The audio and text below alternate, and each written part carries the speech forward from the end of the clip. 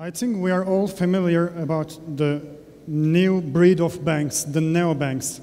They have cool and simple online mobile features for customers who are asking for easy and low-cost financial services. MoveIn is one of them. To put it in their own words, managing money should be as easy as spending it. So let's get moving with MoveIn's head of product, Mohammed Khalil.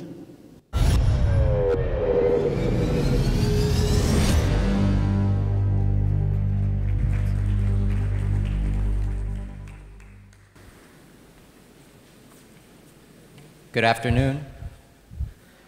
So I'm going to talk a little bit about how MoveIn came to its philosophy and approach to banking and how it's affected our experience and design. We fundamentally believe the banking world is changing. And as you heard earlier from Simple, who was acquired by BBVA, there is this undercurrent of new experiences that consumers are looking for that is going to drive a fundamental shift in how they look at banking services. And the CEO of BBVA, who acquired Simple, believes that up to half the world's banks will not actually survive that transition. The reason is that digital competitors are coming into the banking space and unbundling all of the services that banks have provided in one solution. And the reason is that they are finding that the experiences that people have with different aspects of banking aren't fulfilling or satisfying them. So in the US, you have organizations like Lending Club and Prosper who have started to provide short-term credit. You have SoFi that has done student loan refinancing, and a number of other institutions, Wealthfront, Betterment, and many others, who've started to chip away at the edifice that is modern-day banking. And each of those organizations' primary focus has been, how do I improve the experience? How do I remove friction? And how do I delight the customer? This is part of a long-term trend. Consumers are in control now. If you think about sort of where we've been in the last 100 years, at the very beginning of the 20th century, we were all about manufacturing. We built our very first factories. We were able to produce mass quantities. And the cost of goods was able to come down. Once we got into the mid-20th century, it was the age of distribution. Air freight and shipping started to create globalization. And then as you went into the 1990s and 2000s, you suddenly had information. So now I could produce a product extremely cheaply. I can send it anywhere around the world. And as a consumer, I have all the information I need to make a choice about it. So now we're at a point where the consumer is in control. The opportunity to pick something on Amazon, have it shipped to their door the next day, and make sure that it's the best solution that they can find. And this experience, this expectation, is what is being translated into every other service around, including banking. So books have seen this happen. Publishers have suffered as a result. Music has certainly changed. How long before banking experiences the same revolution? Think about what consumer expectations are today. When was the last time you couldn't find your way or figure out what song is playing or find the best restaurant? Yet when it comes to banking, most people look at solutions and realize that if I have to apply for a loan, it's going to take a week or 2 weeks or 3 weeks. If I want to get a new checking account, I have to go visit the branch. And yet consumers are looking to solve real-time problems, and they expect instant solutions. So just to give you an example of how little banking has changed, up there you see a cuneiform tablet from about 5,000 years ago, recording some of the first banking transactions. In the middle you have Henry Ford's ledger for transactions with his bank, and then you have a modern banking app. And in each of them, the experience is fundamentally the same. I'm going to list accounts, I'm going to give you transactions, and I'm going to give you balances. So every bank app today is almost a digital version of a paper statement that hasn't fundamentally altered the experience and the interaction that the customer can have with them. So where should banks go from here? I think the answer, honestly, is advocacy. You need to think of yourselves as the trustee for the consumer. as the individual responsible for ensuring that their interest is always represented and that you're doing everything you can to help them be better and be healthier. You have to start looking beyond traditional banking metrics like assets under management and interest rates and start thinking about things like, how many of my customers can afford to buy a home? How many have high interest rate credit card debt that they're unable to pay down?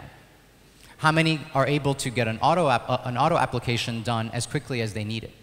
Right? Think about what the customer needs to do, what their goals are in their life, and then see how well are you meeting those goals. So for those of you who don't know MoveIn, we're a mission-driven company focused on improving financial health with digital experiences. We don't think of ourselves as a banking organization. We are a financial health company. Our goal is to help our users build better money habits with real-time feedback so they can spend, save, and live smarter. We're currently in the United States. We have Westpac as our partner in New Zealand and TD Bank in Canada. And we're also looking to expand across 12 other countries around the world. Our main team, however, is headquartered in New York City and Philadelphia. And then we have satellite offices around the world working with our various partners. So when MoveIn looked at this problem and said, OK, consumer expectations are changing. Banks really haven't fundamentally altered the interaction model that is available to them. How do we reimagine banking? Because the problem when you look at it is that a debit card or a credit card provides zero feedback, right? Other than letting you know that the transaction was approved or declined, you really don't know whether you're overspending, underspending, whether you have money left in your account or not. We believe that the solution is a smarter version of banking, an interactive relationship with the customer where we provide everyday advice so that the consumer can improve their financial behaviors, where they're interacting with us as often as they are making money choices. And by changing that paradigm, by changing that experience for the customer, we can create new real-time revenue moments that aren't within the current purview of banking. Our vision is very simple. It's three key things. One, banking should be a frictionless, customer-centric experience. So we have done our best to excel where most banks fail by removing friction at almost every step. The second, and actually the core of the vision, is that our mission is not to sell you banking services, but to help you improve your financial health. And as a result, our business model is aligned with the customer's needs. So what that means is, if a customer overdrafts, that's a failure, and we should not succeed because of that. If a customer builds up high credit card balances and is unable to pay them, that is a failure. And we need to build our business in a way where we feel the same pain that the customer feels, right? The final thing is our solution is highly scalable, global, and adaptable. So we are an agile organization from top to bottom. We have built this experience in the United States, but we've created it as a transferable API solution that can be taken anywhere around the world and layered on top of an existing core banking platform. We also have a mission. And to me, this is the most important aspect of MoveIn. When I first joined, one of the first things we wanted to do was to think about what is our product going to do, and what are the key principles that will guide its development. And as I thought about financial health, I realized that this is not very much different than going to your doctor. When you go to your doctor, you don't expect him or her to get you sick and then treat you, right? You know that they've taken an oath, the Hippocratic Oath, that they will do their best to ensure that everything they're doing is in your best interest. And so we took the Hippocratic Oath and rewrote it for banking. First, do no harm. That comes back to this idea that we must align our business model with our consumers' needs. We cannot succeed when a customer fails.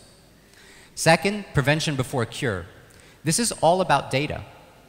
What prevention before cure means is, I know everything there is to know about your financial life, as well as the financial lives of many others. So why don't I use that data to give you insights about the types of things that happen when people make certain choices? What if I buy a home now? How will my life look like in 3 to 5 years? Well, as a bank, I have many other clients who have made that same choice, and I can show you at an anonymized and aggregated level what that results in. Should I buy a car that costs $20,000, $30,000, or $40,000? We can help you answer those problems. And the third is care for the community. In the US, financial anxiety afflicts 70% of US consumers. It is the #1 cause of stress. And what we recognize is that this isn't just about helping consumers build up bank balances. It's also about helping them improve their emotional, psychological, and mental state. And that this can have a huge impact on their family, their friends, and their community. So if you've seen anyone who's struggled with significant amounts of debt or financial stress, you can understand that it's not just about the dollars, right? It's about the impact on their life. So let's talk about how we eliminate friction. Today we have a 2-minute sign-up process, and we're working towards same-day use. So you download the MoveIn mobile app, you can sign up for an account in less than 2 minutes. At the moment, it takes us about 3 or 4 days to send you your card. Within the next 12 months, we want to make that within the same day. Once you've signed up, you get our card. You can aggregate other external accounts, which allows us to get a complete view of your finances, because if I'm going to give you feedback and insights and advice on your money, then I need to understand everything that's going on in your life. And the first swipe gets an instant receipt that tells you a little bit about your behaviors so that you can begin changing your choices. You can also do all the basic things that banks do. So you can send money to your friends, you can access core banking functionality, but we also do things like instantly categorize every transaction. So similar to what Simple and others have done, we view the transaction data as a very core part of the experience. So think of it this way. Uber has shown that mobile payments, that spending money, is about going somewhere, right? Because Uber is a payment service, right? You are able to load up your cards and you forget about it and you can just make payments as you take trips. And Venmo has shown that mobile payments are social, right? It's not about the fact that I'm giving you cash, it's the fact that I'm able to interact with my friends and family. And what MoveIn will try to do is to show that purchases and payments are about financial health. So let's talk a little bit about what is financial health. Financial health is smooth and effective management of one's day-to-day finances. If you have trouble paying your bills, if you have cash flow issues, then you do not fulfill that first goal. The second is resilience in the face of unexpected events. You get sick, you can't work, you have a flat tire, you need to go see a dentist. If you can't withstand those types of unexpected expenses, then you're also not financially healthy. And the final thing is the capacity to seize opportunities that can lead to future states of security and mobility. So if you find a good investment opportunity, whether it's a home or a small business, or you'd like to buy a car, are you capable of actually executing on that? So is this about budgeting, right? When we talk about financial health, is this really just about teaching people how to better budget? Well, if you remember your microeconomics 101, the presumption there is that individuals always make logical choices, right? You have a utility curve, and people think about, well, what's the value of buying one more slice of pizza compared to another slice of pizza? And that this rational choice model says that people behave predictably, rationally, and consistently. But in fact, people really don't, right? So a bunch of professors did an experiment back in 1998 and asked 200 people who weren't hungry. They asked half of them, pick a snack, and you're going to eat it right now. And they asked the other half, pick a snack, and we'll deliver it to you in a week. Well, the people who were going to eat it right now all chose cake. And the people who are going to eat it in a week all chose apples. And the reason is that we don't behave rationally.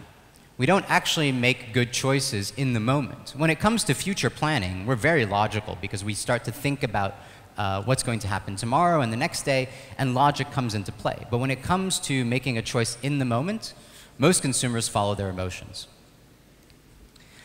The reason being that there are actually two parts to you. Everything you do, every financial choice you make, is a competition between two sides. Your short-run self, which is basically a series of sequential selves whose only purpose in life is to make you happy, and your long-run self. And your long-run self is the part of you that plans for retirement and sending the kids to college and buying a vacation home. At the end of the day, what you need to think of it as is every consumer, every user of banking services is actually playing a game between their short-run self and their long-run self. And most of the time, their short-run self wins. So when you wonder why people can't save, have trouble setting goals and sticking to them, it's because their short-run self is the one that's always making the decisions for them.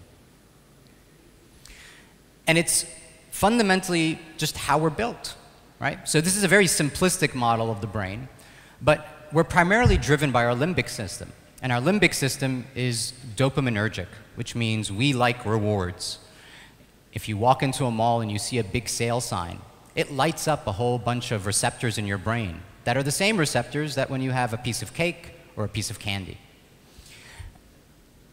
Our rational side, the cerebral cortex, takes more effort to get involved in your day-to-day decisions. And so some people have described it as riding an elephant. Your short-term self is the elephant, and you're the rider. Your short-term self is way stronger and way more powerful than your long-run self. And if it sees something it wants, it will go after it. But you need to make sure that you can find a way to steer it towards the right directions. And the way you can do that are changing time and changing choices. So if you help consumers develop a future orientation, nurture a capacity for patience, right? Be more of their long-run self. One study looked at different sets of couples who were preparing for retirement. And they asked them a very simple question. How far into the future do you think about money? 1 month, 3 months, a year, 2 years, 5 years, 10 years? And they came back 8 years later and looked at the difference between those who said 5 to 10 years and those who said 1 to 3 months. $250,000 in savings, right? And the reason is that those who were constantly thinking about 5 to 10 years in the future were being more of their long-run self. They were using imagination to make the future as real as the present. The other thing you can do is change choices. Use pre-commitment strategies, simplify decisions for the consumer, and alter your future environment. If you only go to restaurants that have salad bars, it's a lot easier to avoid the chocolate and the cake. So how does MoveIn take advantage of these principles? Well, we're starting to build tools that look nothing like a traditional banking interface. What we're trying to answer here for the consumer is that question in the moment of, what can I spend right now? And we're trying to answer that question in a way that they can manage their long-run and short-run self. So what we do is once we've collected all of your data, we predict how much you're going to spend today. And we compare your actual spend to your predicted spend. So here, this person is expected to spend $175 by the end of today. They've spent $150 and they're $25 below typical. They know that they can go and spend $25 and remain on track. And what we've done here is we've reduced the cognitive load required for the consumer to make a choice. We've made it easier for them to balance their short-term and long-term self against those goals. And we've changed the interaction model so that they don't just check their balance. They actually use MoveIn to make everyday money choices. The second thing we do is we provide them with an instant receipt. So whereas the spending meter provides you with a view of your velocity of spend. And let me talk about that a little bit. Budgeting typically says I'm going to set a fixed amount of spend on groceries and dining out and travel, and I'm going to track how much I spend against those goals. What we do is we say, budgeting doesn't work. Your choices change week to week and month to month.